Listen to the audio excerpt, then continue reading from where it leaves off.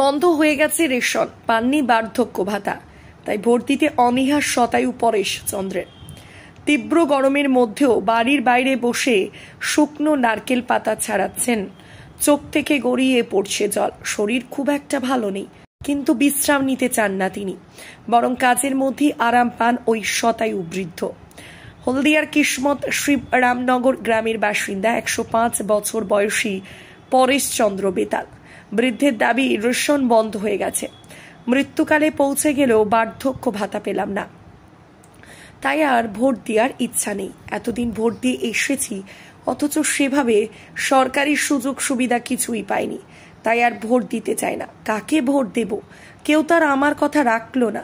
জানা গেছে বৃদ্ধ রেশন পেতেন, কিন্তু বর্তমানে রেশন দোকান রেশন তুলতে হলে হাতের আঙুলের ছাপ চায়। বয়সের জন্য হাতের সব আঙুল বেঁকে গেছে এবং হাতের রেখাও অস্পষ্ট হয়ে গেছে, তাই হাতের ছাপ মেলে না বলেই রেশন পান না শতায়ু বৃদ্ধ। একই কারণে ব্যাংকের বই নতুন করে না খুলতে পারায় বার্ধক্যের ভাতাও মেলেনি। হলদিয়ার শতায়ু বৃদ্ধ ভোটার চাইছেন কখনো তার কেন্দ্রের প্রার্থীকে সামনে পেলে জানাব, আমি কতদিন আর বাঁচব, অত্যন্ত বার্ধক্য ভাতাটা আমাকে দেওয়া হোক। Bureau report, RK news.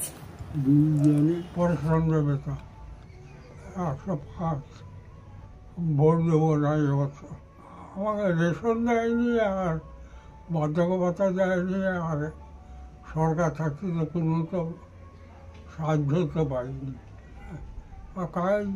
যারা আসে তাদের থেকে যারাই